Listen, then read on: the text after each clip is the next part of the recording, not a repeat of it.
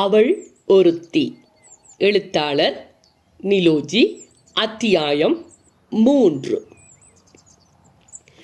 வீட்டிலிருந்து பாடசாலை 5 நிமிட நடைதூரத்தில் அமைந்திருந்தது. கம்பீரத்துடன் மிடுக்காக காட்சி தந்து கொண்டிருந்தது. பெரிய பெரிய மலைவேம்புகள் நிழலுக்காக சுற்றிலும் வைக்கப்பட்டிருந்தது. பிரதான வாயிலில் இருந்து வளைந்த பாதையொன்று அலுவலகத்துக்கு நேராக சென்றது. வழி வழியே பூமரங்கள் மலர்களுடன் மனம் பரப்பி நின்றன. சிறிய வகுப்பு மாணவர்கள் மைதானத்தில் ஊஞ்சலாடி சறுக்கி விளையாடிக் கொண்டிருந்தனர். சிறிய தாமரை தடாகத்தில் தாமரை பூக்கள் அழகாக மலர்ந்திருந்தன. தாமரை இலைகளுக்கும் பூக்களுக்கும் இடையே சிறிய சிறிய மீன் குஞ்சுகள் துள்ளி விளையாடிக் கொண்டிருந்தன. பாடசாலையை போல் அல்லாமல் ஒரு பூங்காவுக்குள் நிற்கின்ற மகிழ்வு கிட்டியது. இவற்றையெல்லாம் பார்த்து ரசித்த வண்ணம் பூங்குழலியும் மகள் ஆரத்தியும் நேராக அதிபரின் அறைக்கு சென்றனர். அதிபரின் அறையில் அதிபருக்கான தோரணையில் திருமதி சீனா கமலசோதி அவர்கள் அமர்ந்திருந்தார். பூங்குழலியை கண்டதும், வாங்கோ வாங்கோ, எப்படி இருக்கிறீர்கள்? உங்களை பற்றித்தான் ஊரெல்லாம் பேச்சாக இருக்கிறது. அந்த வள்ளியே வந்து உங்கள் மகளோட பேசி இருக்கிறாள் என்பது இவ்வளவு மகிழ்ச்சியான விடயம் என்றார் அதிபர்.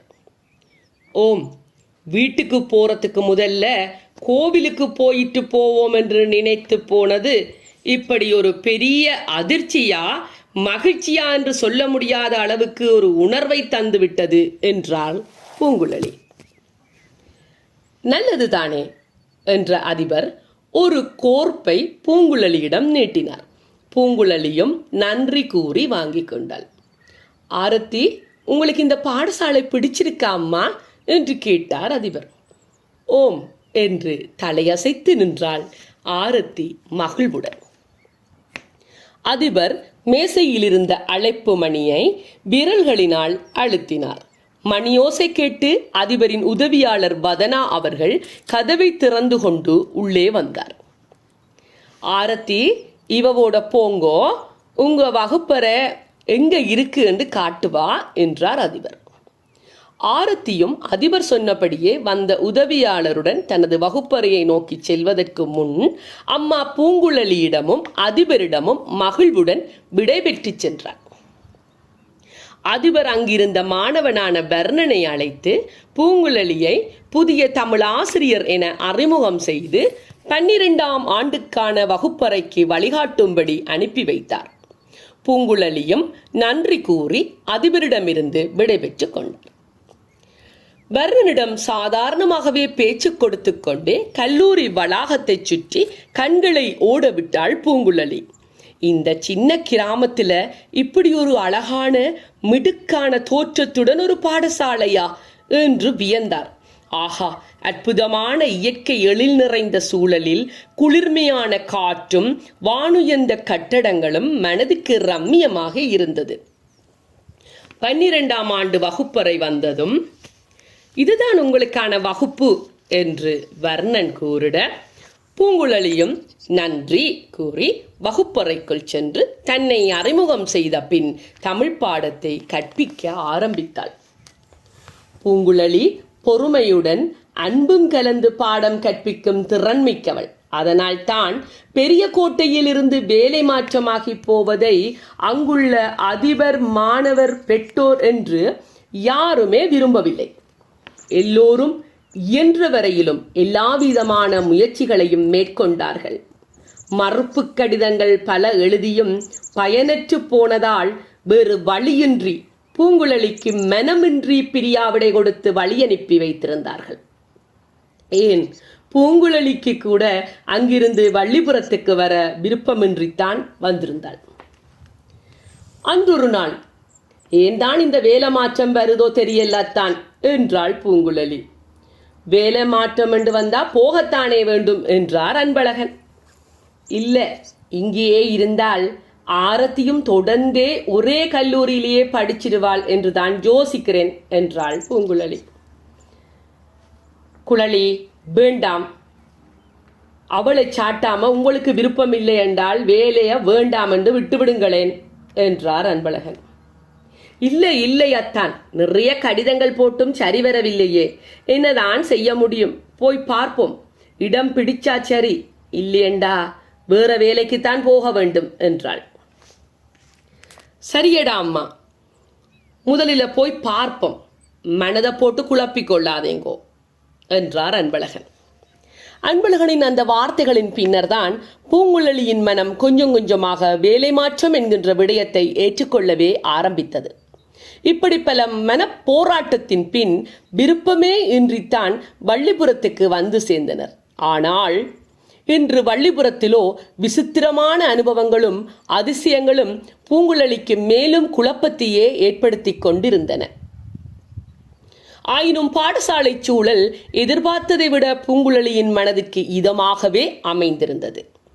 வள்ளிபுரத்தின் மக்களும் மிகவும் அன்புடனும் மரியாதையுடனும் பழகியமை மனதினை மென்மேலும் இலகுவாக்கி இருந்தது.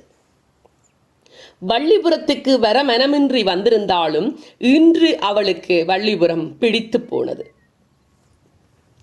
ஆரத்தியை அலுவலக உதவியாளரான வதனா வகுப்பறைக்கு கூட்டிக் கொண்டு வந்தபோது முதலாவது பாடம் ஆரம்பமாகி இருந்தது.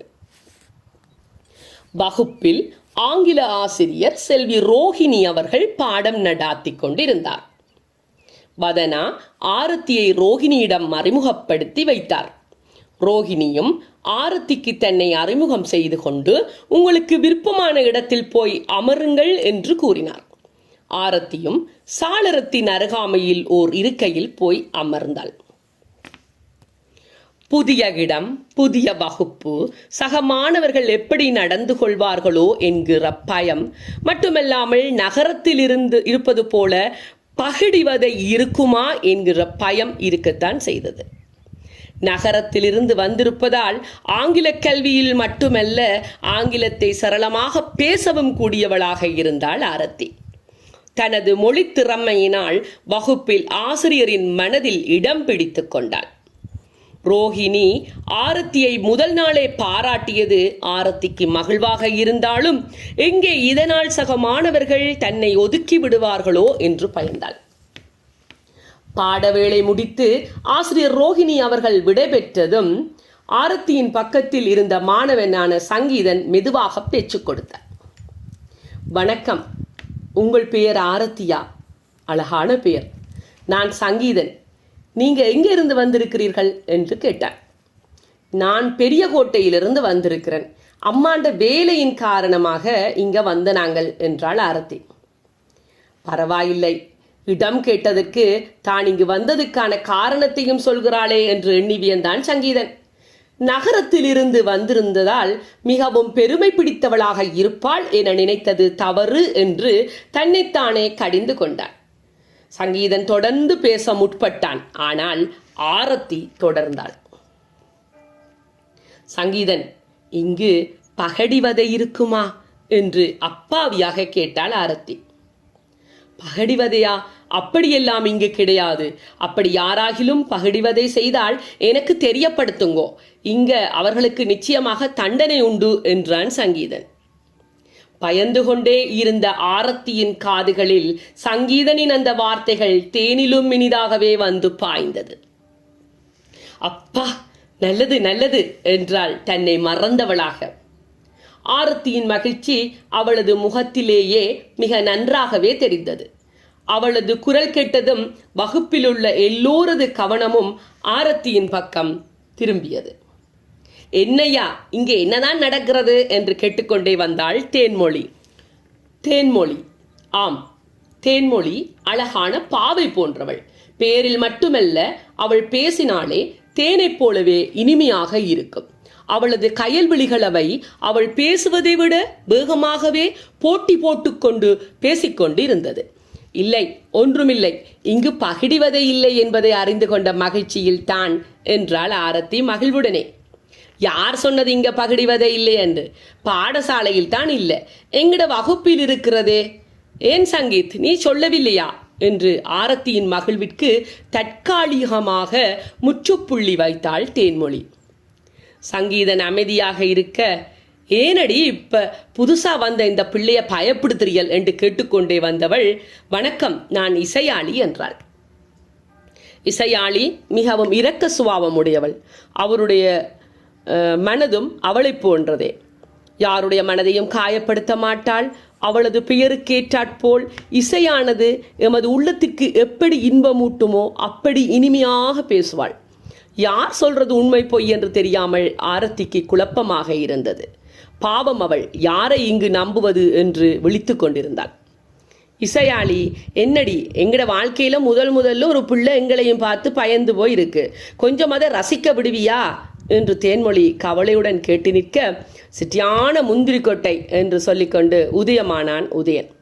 வந்து தன் பங்கிற்கு அவனும் குழப்பி வைத்தான். ஆரத்தி எதுவுமே பேசாமல் அமைதியாகவே இருந்தாள். ஒருவருக்கு ஒருவர் முரணாகவே பேசிக்கொண்டிருக்க திடீரென வகுப்பறை அமைதியானது. தமிழாசிரியர் சின்னத்தம்பி அவர்கள் வகுப்பிற்குள் நுழைந்தார். எவ்வளவுக்கு எவ்வளவு கண்டிப்பானவரோ அவ்வளவுக்கு அவ்வளவு அன்பானவரும் கூட.